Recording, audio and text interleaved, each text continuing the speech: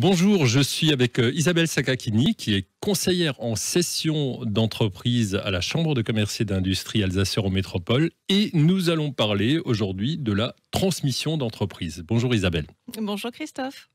Alors Isabelle, j'imagine que les dirigeants d'entreprise que vous accompagnez au quotidien dans la transmission de leur affaire sont plutôt des dirigeants qui sont proches de la retraite.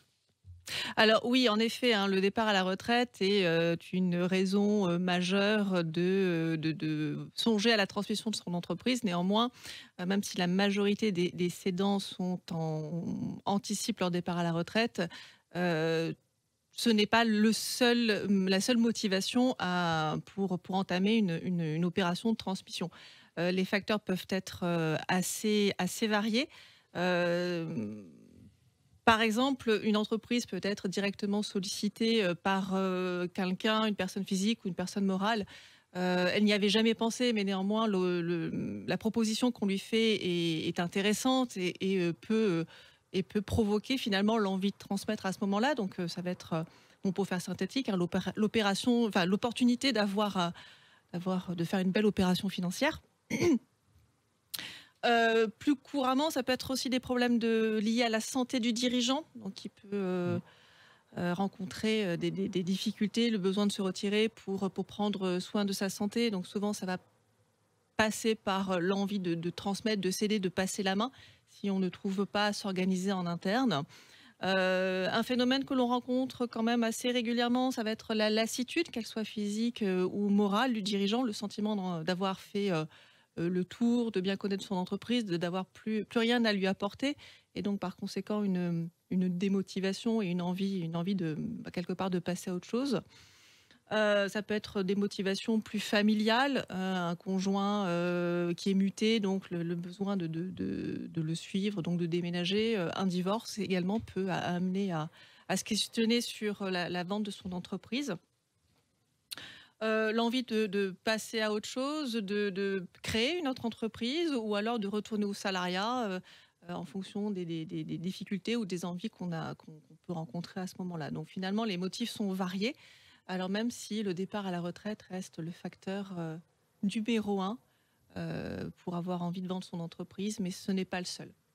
Voilà, donc il y a d'autres étapes et d'autres moments de la vie dans lesquels on peut avoir effectivement envie de transmettre son entreprise. Alors transmettre son entreprise, c'est quoi finalement? C'est se retirer complètement, brutalement de toute activité? Alors, la transmission d'entreprise peut porter sur différents aspects. C'est-à-dire que je peux décider de tout vendre, de vendre, j'ai envie de dire par lot. Je peux vendre, par exemple, le fonds de commerce ou le fonds artisanal en fonction de la nature de l'activité. Je peux vendre mes titres de la société. Enfin, tout dépend aussi de l'organisation juridique de l'entreprise. En fonction de l'implantation, si je suis sur un commerce, je peux finalement liquider mon activité, mais vendre mon droit au bail parce que l'emplacement a une valeur. Il va attirer des personnes, enfin d'autres commerçants qui ont envie de s'implanter sur cet endroit, sans forcément reprendre l'activité commerciale existante. Je peux vendre séparément mon matériel, mon stock, l'immobilier. Je peux vendre tout en une fois, comme je peux dissocier dans le temps. Il n'est pas rare quand l'entreprise possède à la fois l'activité et les murs, que le repreneur se concentre dans un premier temps sur la reprise de l'activité à proprement parler et dans un deuxième temps reprendra les murs. Voilà, donc c'est une dimension beaucoup plus complexe avec différents types d'éléments, d'actifs à céder. Euh, Exactement. Dans cette transmission, finalement, hormis le fait de réaliser, vous l'avez dit, une belle opération financière pour le cédant, bien sûr, quels sont les enjeux importants pour l'entreprise, pour le dirigeant et pour le monde économique? Alors un projet de cession d'entreprise est un vrai projet à part entière qui a un fort enjeu et il faut vraiment en prendre conscience et le mesurer, aussi bien pour le cédant que pour le repreneur. Pour le cédant, derrière l'opération de vente et derrière quelque part le gain financier qu'il peut espérer, c'est surtout la nécessité et le besoin de pérenniser l'entreprise. C'est-à-dire que lui assurer un avenir, le fait qu'elle lui survive, qu'elle continue à exister quelque part malgré lui et au-delà de lui. Ça veut dire aussi perpétuer, conserver donc tout le capital immatériel. Donc ça veut dire clairement le nom, la réputation, l'histoire de l'entreprise. Il y a des entreprises qui existent sur les territoires depuis 80, 100, 120 ans.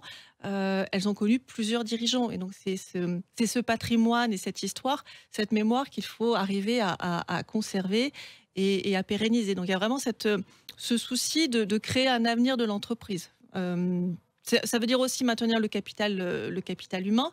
Donc, bon, vulgairement, ça va être les salariés, le personnel en place.